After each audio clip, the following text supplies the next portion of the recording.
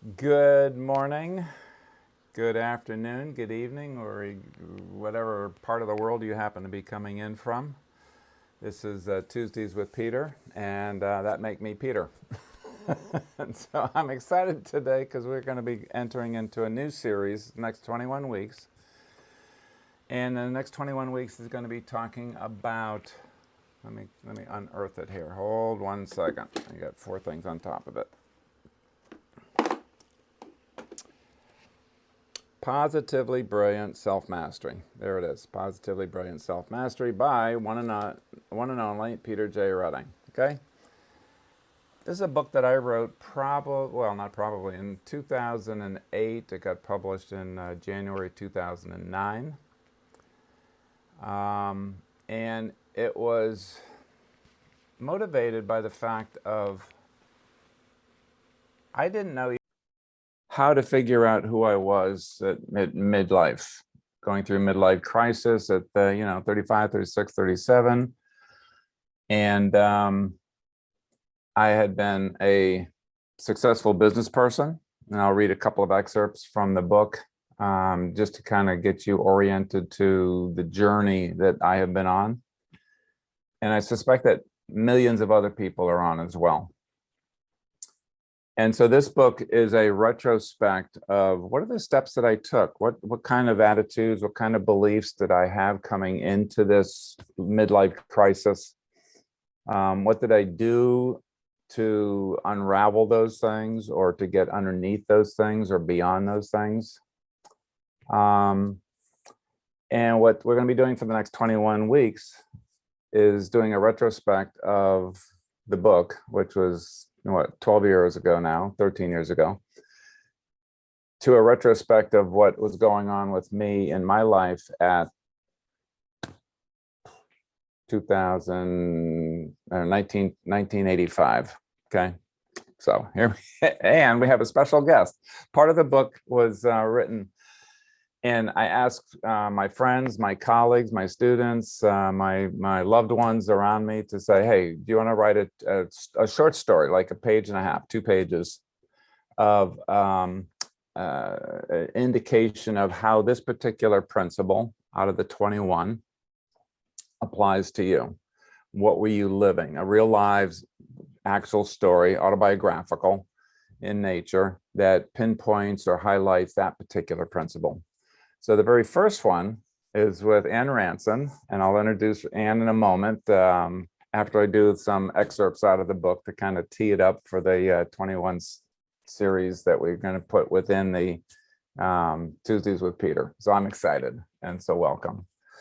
All right, so let me get my share screen up here.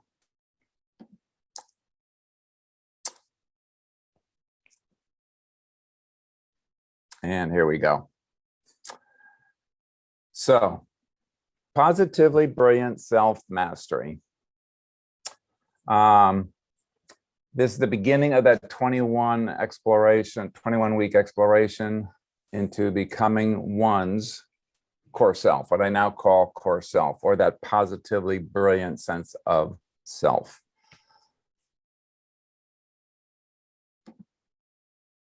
So what is self-mastery? My simple definition of self-mastery is knowing, actually understanding, knowing. Second of all, living it.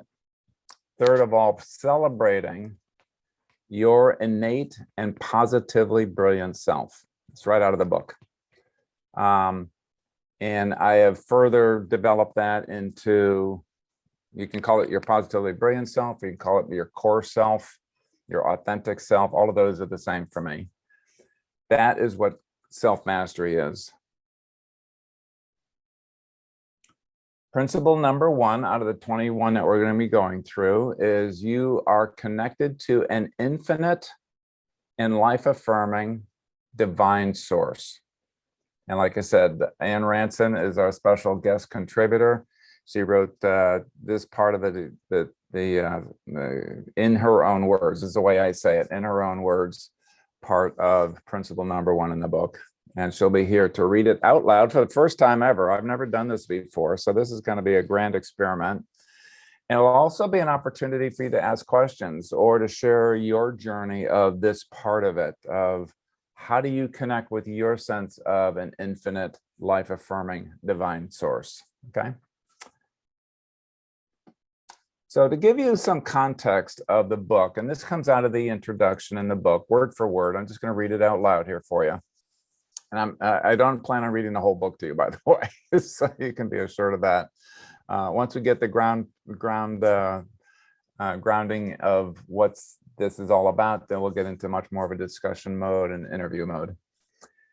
In 1985, okay, I was living in Tokyo, Japan. Well, in 1985, I was mostly a workaholic without an actual life. At 37 years old, I was incompetent at living my own life. Everyone else had defined or dictated to me who I was, what I needed to do, and who I should be to be successful, to earn a good living, be promoted, and generally get ahead in this world. And as it turns out, I was very successful in getting ahead in this world. My world at that time was international business. I was earning more than $100,000 a year. I looked it up last night. That would be the equivalent of almost 300,000 today, okay? 1985 dollars. I was on a corporate management fast track, or what is now known as a high potential. I could and did travel anywhere in the world I wanted to go.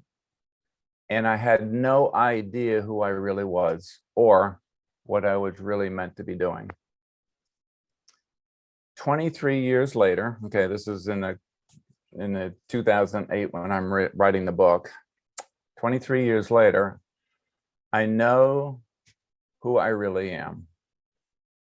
Now I am competent to live and celebrate my own life.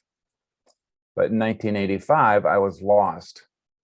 The one place I had never visited was that deep place inside me that I believed was a dark and frightening abyss.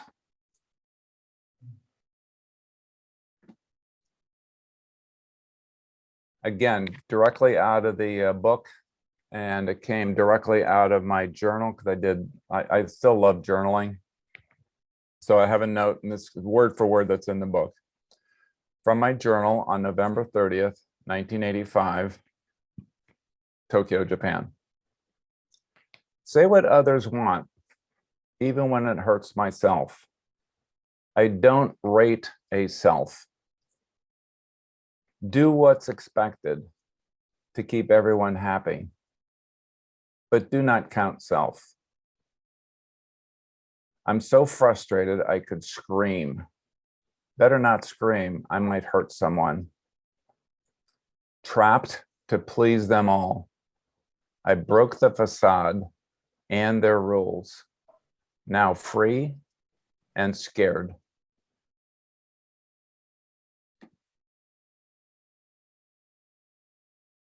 I felt desperately isolated and empty inside. I was barricaded behind a facade of worldly success. My compulsion to please others had preempted me from really knowing myself. If it was possible to convert self-worth to net worth, at 37 years old, I could not have afforded the price of a 320 yen subway ticket to travel 5 kilometers from the Tokyo station to where I worked.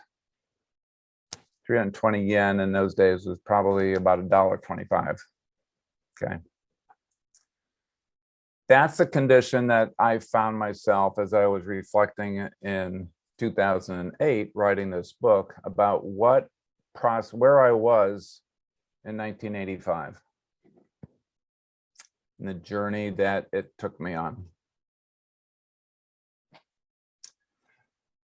The book itself is structured under 5 different sections. I'm not going to get into all of that today, but the first section is your infinite divine nature. So in these 3 principles, the first 3 principles, we explore our divine nature and how it supports and informs who we are. Principle 1 again today that we're going to be going into. We'll be talking about in depth. Next week, we'll be talking about principle number 2, your divine nature is resourceful, whole, and complete. And 2 weeks from now, it'll be principle 3, you have direct access to your divine source anytime you choose. Okay, so that's kind of the structure of the book and the upcoming next principles under the category, the section, your infinite divine nature. Now, with all of that as a preface,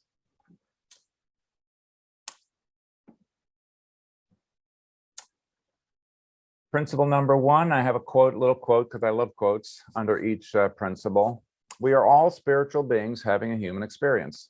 And I don't know where the originator was. I know there's a lot of people that quote that, some famous spokesmen and authors and public speakers.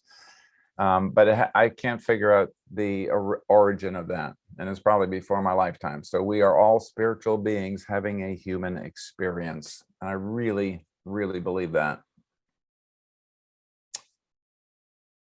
Now, for me, it took being aware and accepting 3 truths about myself and my life before I could even open up to the possibility and desperate hope that there was a divine something.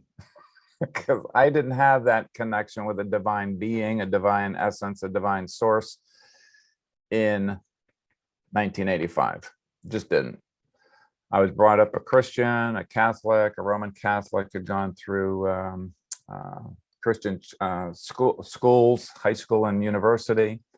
And I was so disconnected from anything that would have been the divine that it was ridiculous. So here are the 3 things that I did know. In 1985, I had come to the kind of the eureka moment of my way of working isn't working. Number 1, my way of living had no life to it. I felt empty inside, and my self-worth was bankrupt. So that's the motivating forces that finally said, okay, wake up time. I guess the midlife crisis is real. I can't skip over that. Thank you very much. And that was a state of mind that I was in 1985.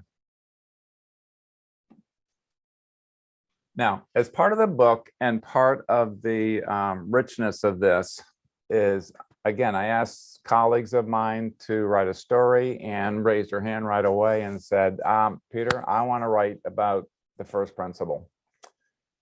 And so what I have in the book is 2 or 3 pages of my concept of what that is all about. And then there's a couple of pages of information or a story that's written by someone other than me. And I am so incredibly delighted to have Ann. And do you have, well, let me introduce Ann. Let me get Cello to get us pinned up here so that the 2 of us are on the same screen. And I say Vivek, which is not Ann. Hi, Vivek. Good to have you here. Vivek hails from India. And let me just get out of this so that I can be, there we go. So welcome, Ann. So great to see you. Oh, Peter, this is so exciting to get reconnected with you and with this brilliant material. So thank you for having me. I am loving it. You look awesome, girl, and just full of life and vitality. Absolutely. And as Ann said before we got started today, she said, yep, I got the blue memo as well. So we're both in blue. My favorite color. Yes.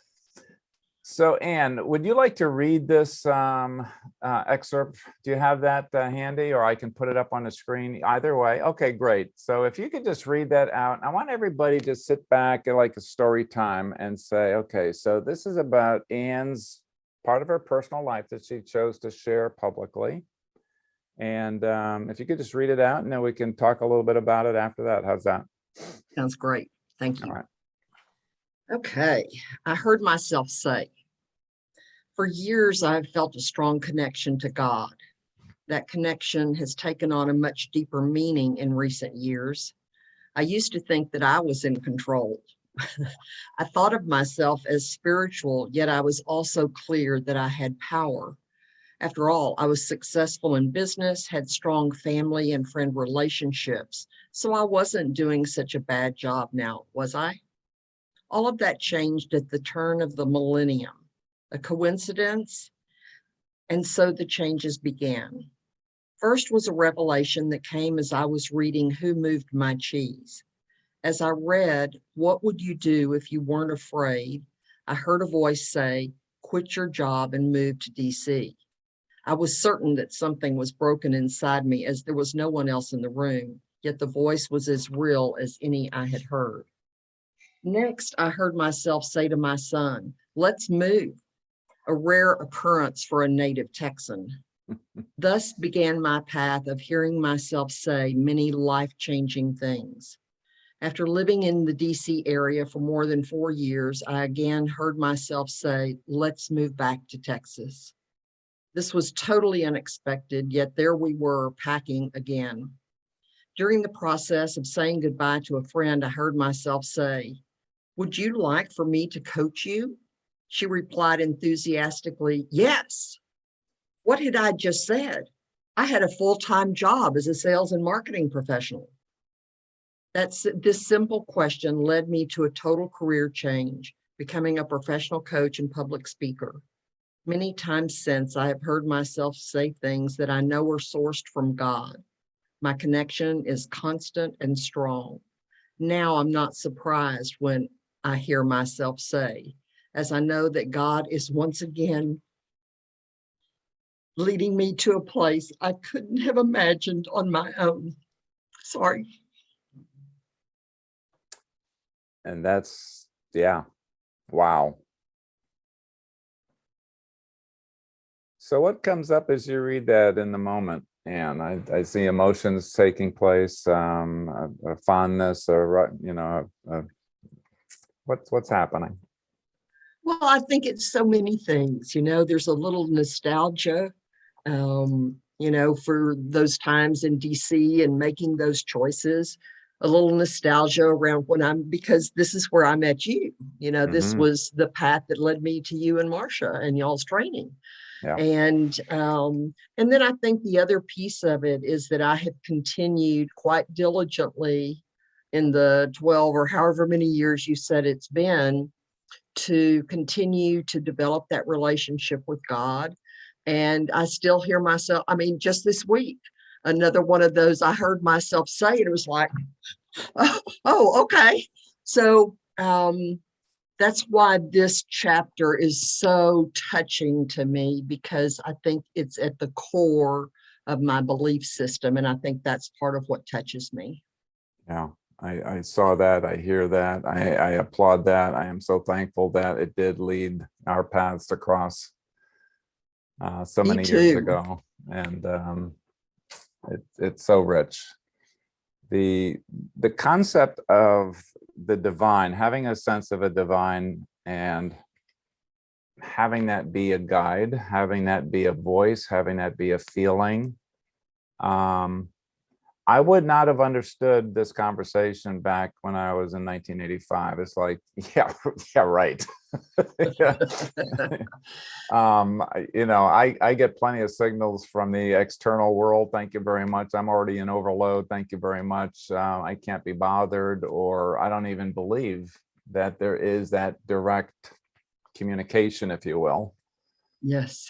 Or beacon that is sending out a Morse code or something else. And if it is, then I'm not getting it, or I don't have the receptors for it, or it just doesn't exist. People are hallucinating out there doing something. It was foreign to me, just plain and simple, foreign. And like I said in my little introduction I just read myself, it's like I was at my wit's end. I was exhausted. I was depleted. I was feeling like there's a hole inside of me, an HOLE. And I was desperate to hope that there was a divine something. Hopefully, there's something hopefully out there that, can come and rescue me or communicate with me. So I guess my question is, how do you nurture that? How do you, once you come to the, okay, so I believe that there's something out there. How did you nurture that? Because you're way advanced in your story than I was in 1985 in my story, my journey. But what did you do to nurture that? What do you do to nurture it now? Well, first, I want to say that I was on the island with you in 1985. So I mean, I had been You were, I didn't exposed see to, you there. I was one of these people going, oh my gosh. Um, I had been introduced to a couple of spiritual concepts, but I was not living or embracing them. How do I grow that? Gosh, that's a good question. Um, Day by day, minute by minute, I have developed almost what I call a friendship with God. And Mm, so I'm in constant communication. Rarely do I make any, well, I don't think I make any decisions, maybe an occasional split second thing, but I don't sure. make decisions without going inside, listening to guidance, listening to wisdom beyond me. Um, and I've just little by little integrated this little piece. I have certain prayers and meditations that I use. I'm big into affirmations, and so I use those. I also use the transformation game, which is a board game that I've become accredited in facilitating, that is the most amazing tool for self-discovery, Mm, and it's all divinely guided. So wow. I don't know, piece by piece, Peter, I've just surrounded myself um, with high energy, with always staying focused, that even when I can't see it, there is 100% of the time a higher truth. And Mhm. I just believe my job every day is to shorten the gap. So, we have Ukraine going on right now. And while it's horrendous to the people that are involved and many people around the world, I know there's a higher truth. I don't know what it is. I'm not, the seer who has all the answers, but that faith that there is a higher truth is, for one, it brings me comfort. It brings me Mm, peace. I don't freak out with everything that happens around the world, even though I have to work to stay out of sadness sometimes, or, just the disbelief around some of the things that we're encountering. But then hopefully shortly after I have that thought, then I remember, okay, there's a higher truth. What is the higher truth? What is the truth for me? What is this circumstance showing me? What is it inviting me into? wow. Yeah. Wow. There's so much there. I want to go back and get a few things, but the thing that is the last thing that you said is that it all boiled down to me. It's like, what's my role in this?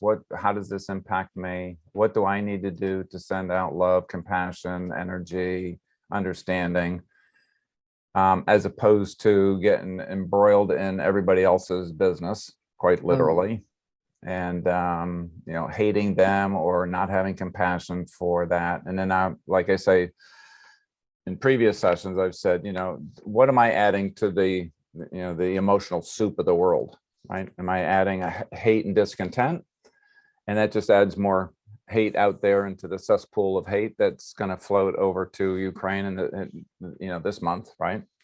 yeah.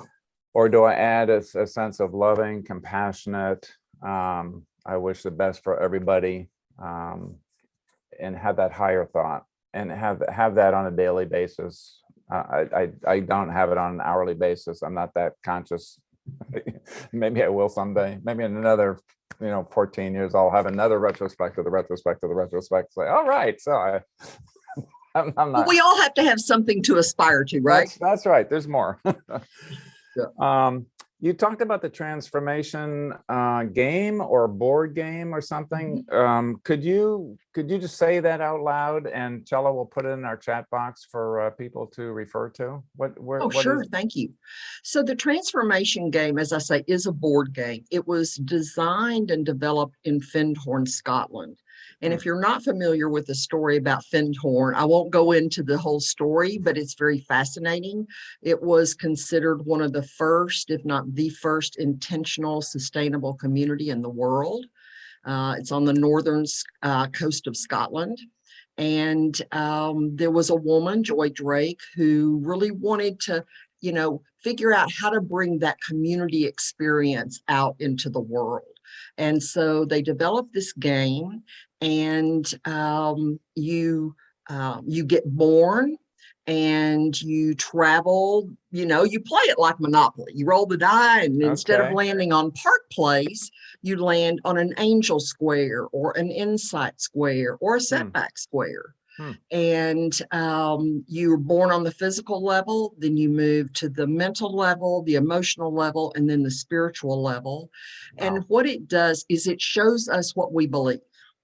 Yeah. Because it's all divinely guided. Here we are with the divine yet again. It's all divinely guided. And I facilitate games. I do free demonstrations about once a month for people who just want to, it's like, what is this thing anyway? So that's a tiny bit about the transformation game. And it is a phenomenal tool, I think, for self-discovery. That sounds brilliant. I know Findhorn, or I've read certain things about Findhorn, but I did not hear about that game or that evolution that came out of that.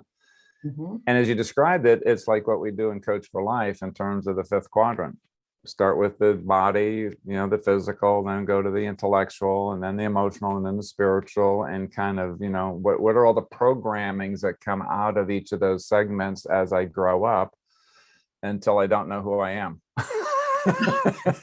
Because everybody else has defined it for me. Yeah. Bryce. The world is very good at that, isn't it? Defining us. Yeah. And mostly, they're well-intentioned. My teachers didn't say, have Peter and say, okay, so what can we do in the classroom today to screw up Peter? And he needs therapy at 37. That's not, that wasn't their intention. Yeah. Anyhow, transformation game, super. If Cello would put that in the chat box, that would be great. How do you sustain this? How do you, I talked a little bit about that, but the sense of, do you actually hear words? Do you sense it in your gut? Do you put a question out to spirit or to your divine, whatever you may call that, and say, God, I need some help here? What's the mechanism, I guess is what I'm asking. What's the mechanism of making the connection and the reconnection on an ongoing basis?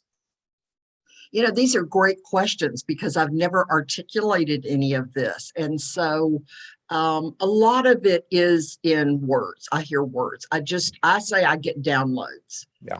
Often because I've developed a practice really the last 2 years since COVID. And I just kind of call it sitting with it. And so I sit with a lot of things now.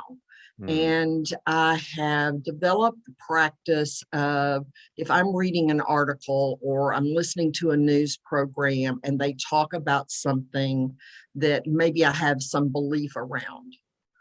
Now, often I'll pause the TV or set the book aside and sit with it. It's like, okay, do I still believe that? I used to believe that. Has my belief system changed?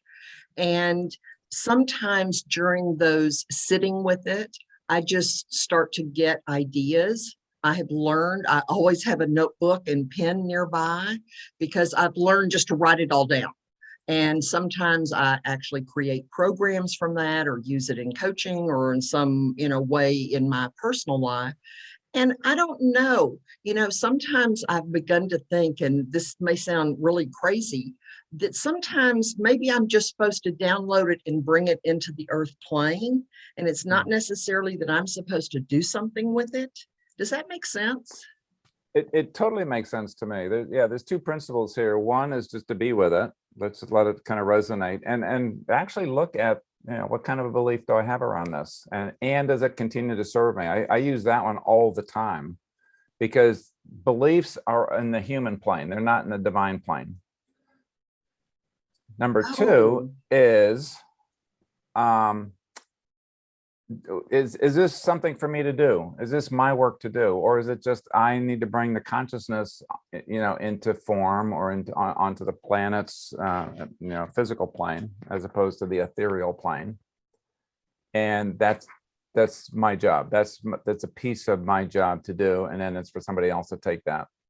But I love that. And of course, the journaling is my go-to. I have to do it by longhand, get my pens that I make and I write it out, and my journals. I got about 6 journals that are around the house. And so whichever one is the closest, I'll grab it and, start writing about whatever.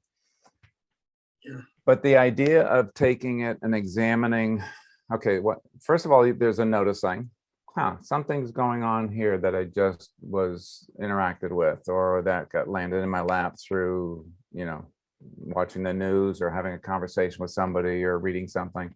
Okay, so I noticed there's something that's prickly about that, maybe, or something there for me to do. Then to take time to think about it, write about it. And I categorically love and applaud you for, is that an old belief that just sprung up? And do I still believe it? Because at one point in my life, again, circa 1985 and before, I thought beliefs were hardwired. I did not have an understanding or a belief that you could change a belief. No. That's what I believed since I was a child. That's what my parents believe. That's what my grandparents believe. That's what society believes. Thank you very much. I can't change that. And it turns out I can. And a lot of times I should. And a lot of times I have. So there's an awareness and a consciousness and self-responsibility that comes with all of that. A conscious human being. What a concept, eh? Yeah, exactly. And goodness knows that's what the world needs more of. Amen. I'm going to open this up to, we have a number of people that are with us today in the inner Zoom room. There may be some more in the YouTube live streaming. Let me get my chats up here and see if there are any questions specifically that comes in from there.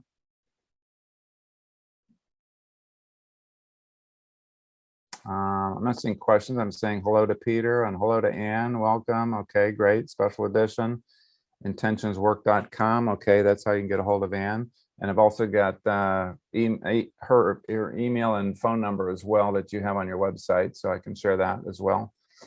But I'm going to open it up to questions. We have we're about halfway through here. Questions from any of the Zoom room attendees that have a question for Ann in terms of, or how you do this. How do you access? How do you talk to? How does sense of divinity show up in your life? Cello, you can just unmute them, or you can unmute yourself. No question yet. No questions yet. Okay. Great. Thank you. Let me just expand that. There we go. All right. Well, then I'm going to ask, when you recall a past event like you did in this beautiful story, I saw you get emotional towards the end, and I just froze, but I'll continue to ask the question so you can answer it. What does that remind you of, or what does that reinforce for you relative to your relationship with your divine? Well, I think it brings my connection to God just so present in the moment. It is my relationship with God, and that's my preferred terminology. I don't care. It could be spirit, the universe, but my preferred terminology is God. And I think it just, I feel that I have such a precious relationship that I often am brought to tears sitting by myself, just thinking through. I'm going to try to keep some of that emotion down right now because it is so precious and so prescient. Is that the word? Prescient. So alive. My spirituality is alive in me. It's not something that I pull off the shelf when it's convenient. In every, well, it seems like every moment. Obviously, I get involved in projects, and when I'm sitting on a coaching call with somebody, I'm not over here thinking, but it's so present that when I can pause for a moment and just reconnect with the preciousness of it, that's when the emotion comes. And rereading what I had written all these years ago, and it's as perfect for me today as it was all those years ago. Amen. Amen. Yeah. I continually get reminded that I am a spiritual being first and foremost. I mean, that's again, that's a belief, but that's my reality now. The human form, the body, the age, the the current activities, the industry that I happen to be involved in this particular day, minute, hour, week, is secondary. So the epicenter of Peter Redding is a divine being. And I forget that, by the way. Sure. It's like I get caught up in my stuff. Oh. And I forget that, yeah, this is just a physical thing. This too shall pass kind of concept. But when I do remember, and I remind myself, or like I said, I get a download is how I say this. I'm struggling with something. Okay, so what's the divine plan? What's my part in this? What's my role in this?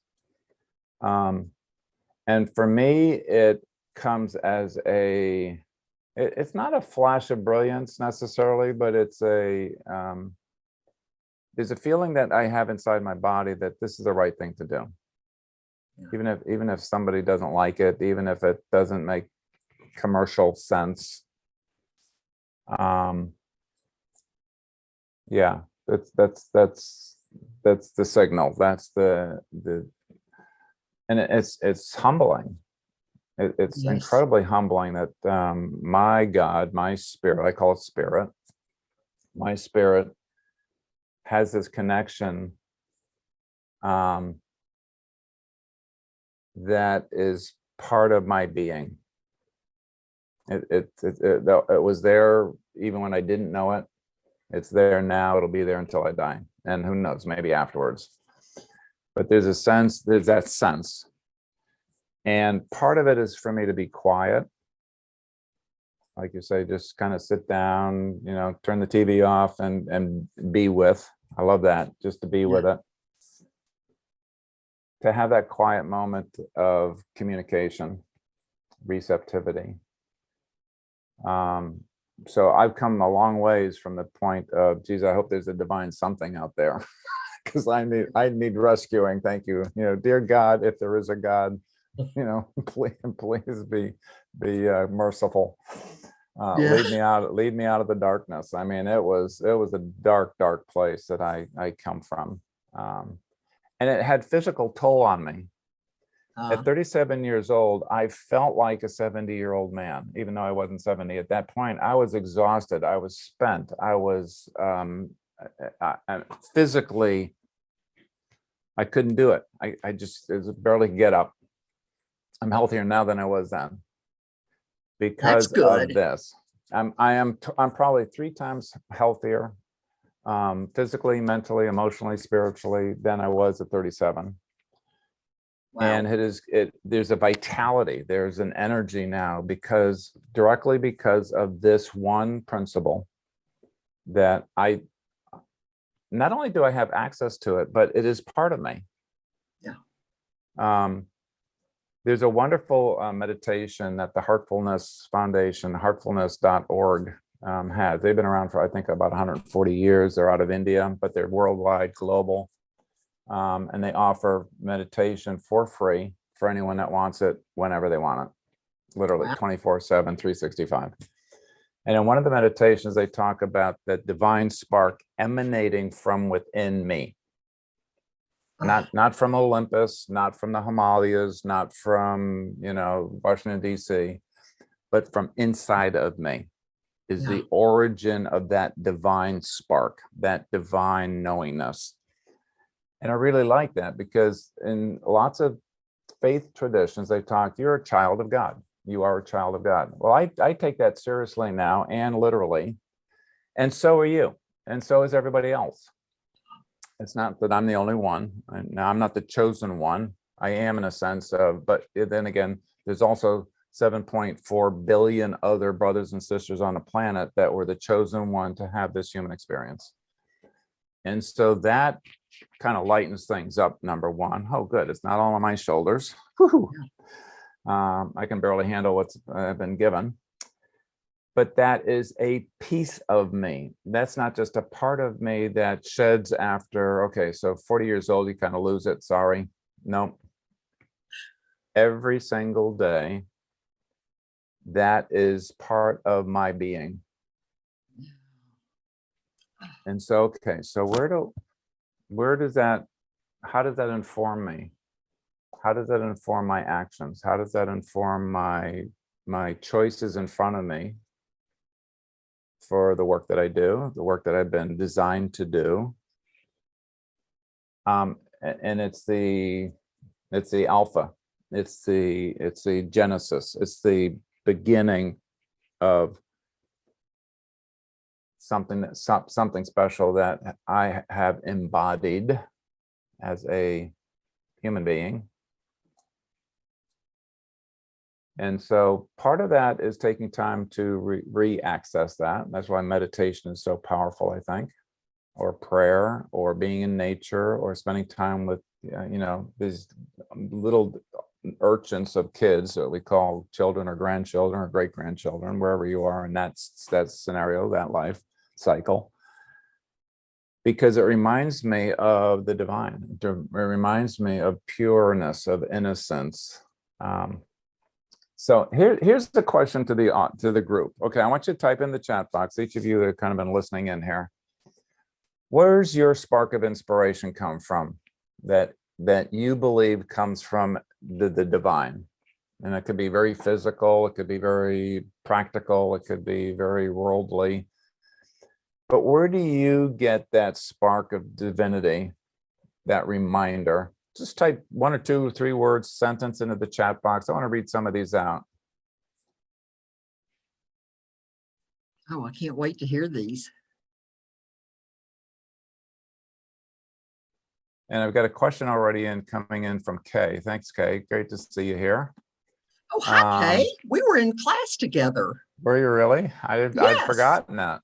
Yes. Well, she says, would enjoy hearing the subtle experiences of downloads of questions, etc., in coaching sessions. Oh, now we're combining all the points of reference here. And I get all, when I swear, when I get all energized, I freeze. So let me unfreeze me. Got all that spark going on, Peter. It is. All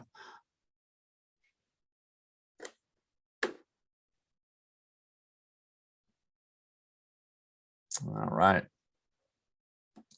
So we got, we'll come back to that question in a second. I want to read some of these. I surround myself, as from Charles, I surround myself with reminders of infinite intelligence, an altar wall, etc. So there are objects that do that for me. There are events that do that for me. There are people that do that for me. Just sitting down with my journal. Going and do woodworking for me, believe it or not, is one of mine. It's I get reconnected to source. I get reconnected to my divine. And Vivek is saying my little I doesn't do that because that's the human side of things. Yeah. It's almost I have to get beyond myself. I have to kind of shrink it's all about me. and get to the higher plane, if you will. So how would you address this, Kay? Because you're still a very active coach, a master professional coach. And so let me read it again from Kay. Would enjoy hearing the subtle experiences of downloads, quote unquote, downloads that you and I have both talked about now, of questions, etc., in a coaching session or as in the act of coaching. How would you address that? Hi, are you asking me to respond to that? No. I'm asking Ann to respond to that. What comes to her with that question? Great. Well, I think that's such an interesting question because I am still actively coaching as well. And I've never thought that I got a download in the way I describe downloads that I've experienced in a coaching session. However, I never feel like I'm by myself when I'm coaching. And so, things come, ideas come, I see connections between things. Well, if this is true, then how does that work? And so I guess in a sense, those are downloads. They're certainly inspiration from beyond me. And so I feel like I have a co-pilot, and I think that's part of what gives me confidence, notwithstanding the tremendous training that I took. Yes, let's not forget that part. Thank you. Exactly. Well, honestly, Peter, I'd like to say that I didn't even realize the impact that my training with y'all would have. Okay, here we go again.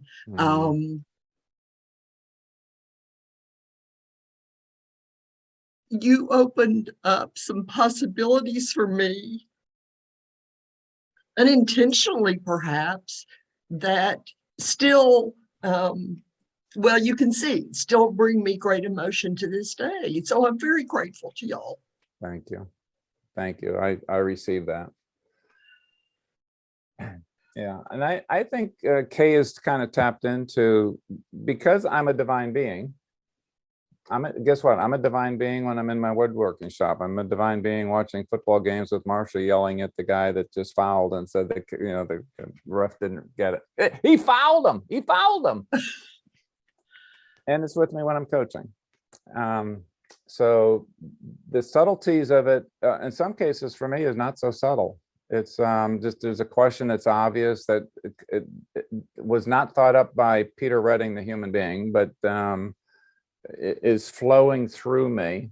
In the vernacular of the ICF, at least the old terminology was honor your own intuition, develop your own intuition. And for me, intuition is the divine speaking words or images that come flowing through me that are stimulated by my Mobius connection with my client. So as I am deep in connection with my client, the topic might be this, but the energy that's coming through from my client is also their ecosystem. Maybe it's their culture, maybe it's their sexuality, maybe it's their people that are in their lives that they haven't necessarily spoken to in this particular coaching session. But so I wonder what you're talking about might be impacting your mate, your spouse, your kids, your team members at work. And so I am conscious to that and open to that when I go into coaching session. The tool that I continue to use to this day and teach, I was just telling Ann before they started today, we just finished another 5-day part one, as all of you that have been through Coach for Life's training know, is the core self. Everything that we're going to be talking about for the next 21 weeks is how do I know the client's core self, not their persona, not their, yes, I live in Tokyo, Japan. Yes, I have a very important job. Yes, I make a lot of money. I can travel, blah, blah, blah, blah, blah, meaningless, basically. I mean, it's part of their ecosystem currently. But deeper down than that, in the foundation session of finding out who they really are, who they were created to be. And when I can connect my beingness to that beingness, there's almost like a direct conduit. And so sometimes I am the mouth, I am the language that client is emanating without them even knowing they're emanating it. So that's very powerful. And again, that's, we're talking about MCC plus level here. We're talking about spiritual MCC. I'm going to come back to you as a good coach does, Kay, and say, how do you do it? What do you notice? Great. Well, to be completely honest, before sessions, I do a meditation where I connect with my own guidance and I ask for the connection between my guidance and theirs, their higher guidance to be open. And then when I go into sessions similar to what y'all are saying, I do feel, intuitive hits on questions, directions, connections that do feel like they're coming from higher guidance. And it's so energizing and exciting to be connecting with the client at that level and with our own, both of our spiritual connection at that level. I like the way that you worded it, the connecting my beingness to their beingness. And so it's very, and then I come off the session feeling alive, energized, really enlivened by that experience of that connection flowing through me. Amen. Amen. Yeah. It's not 1 and 1 equals 2. It's one spiritual being plus another spiritual being is infinite. Yeah. Yeah. Here's the other piece that's triggering for me in terms of self-mastery. Again, kind of the topic is I can't do that. I could not have done that at 35 because I'm too much in my own stuff, and it's all driven from the external. So the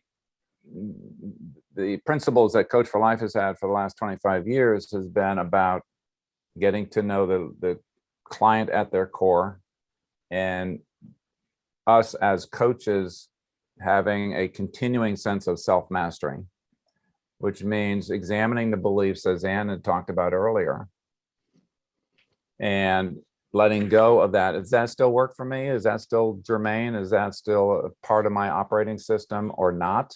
Yep, it protected me during my 30s and 40s, and thank you very much. Okay, I don't need that anymore. It's bogging me down. It's weight.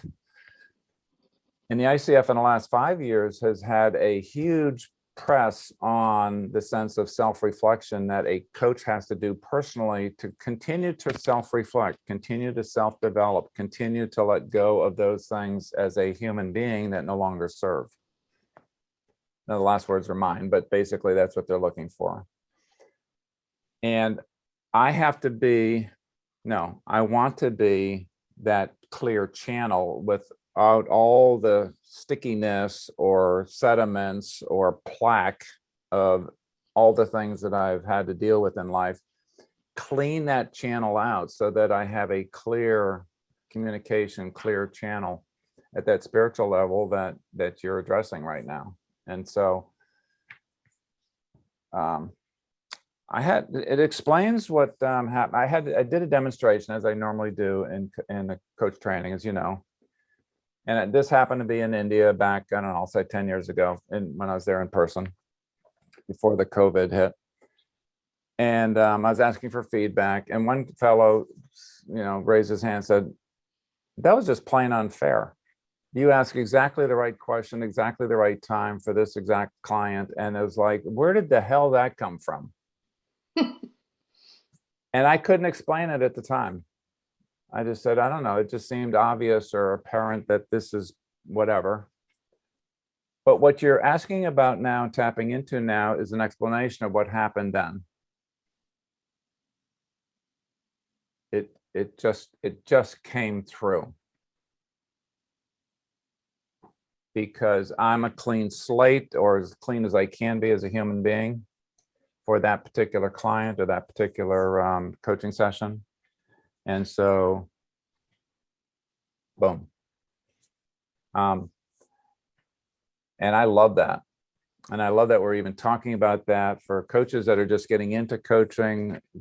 You know, you ain't seen nothing yet.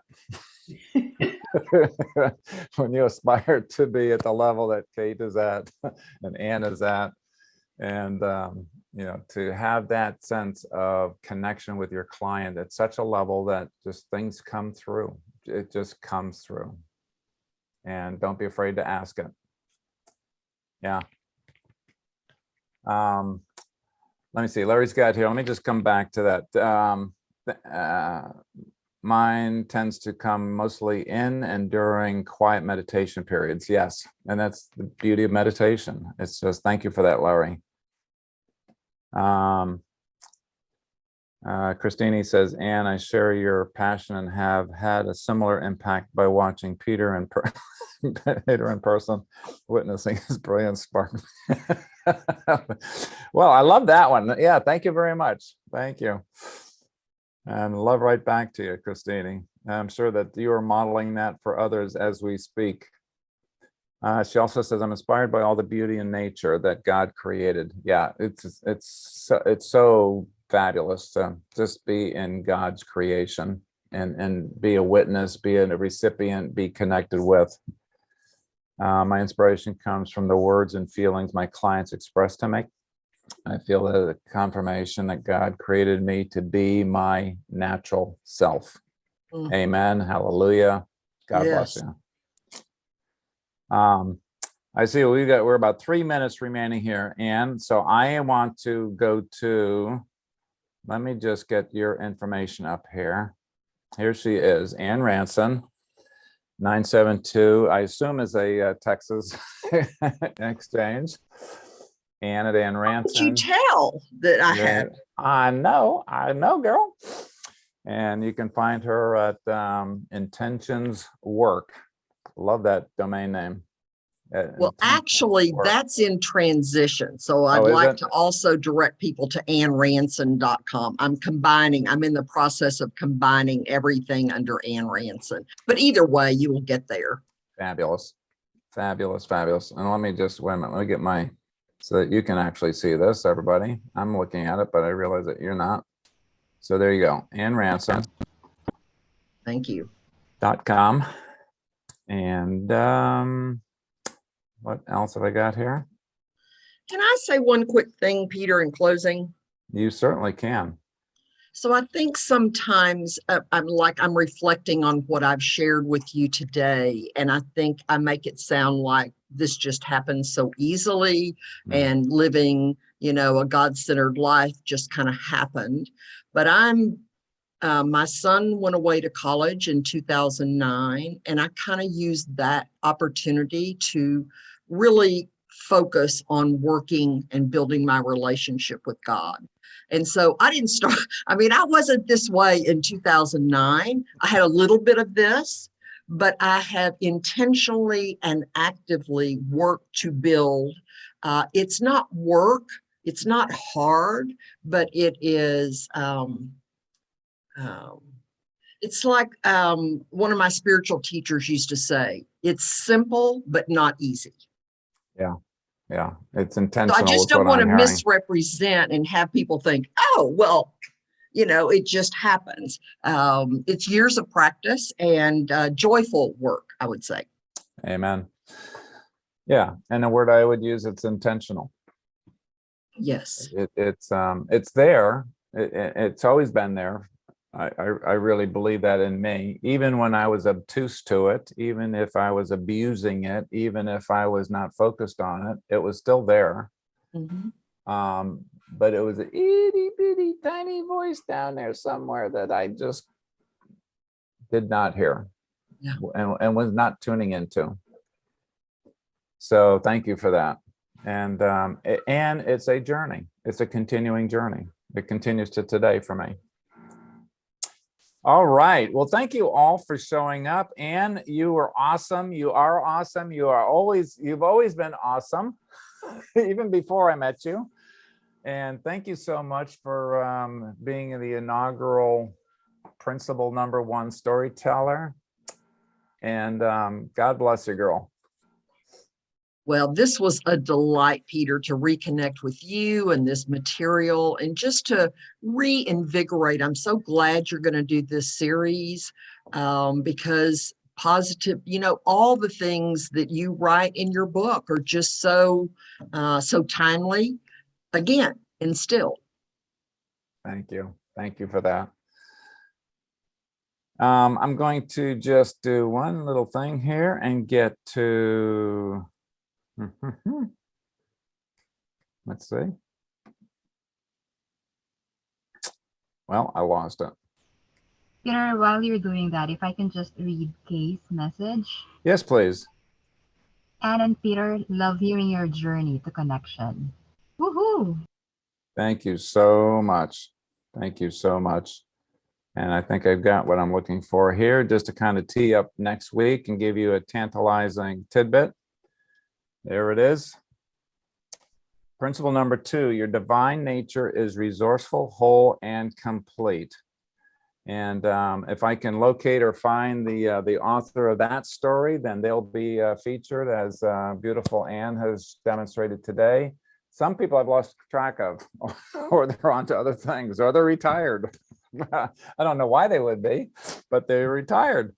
So when we can get the author of the story, I will be featuring them. And Ann, again, thank you so much. And everyone that showed up today, I appreciate your presence in my life, and God bless you. Namaste. Be safe, everybody. Bye-bye. Thank you. Thank you. Thank you, everybody. You're awesome. I love you.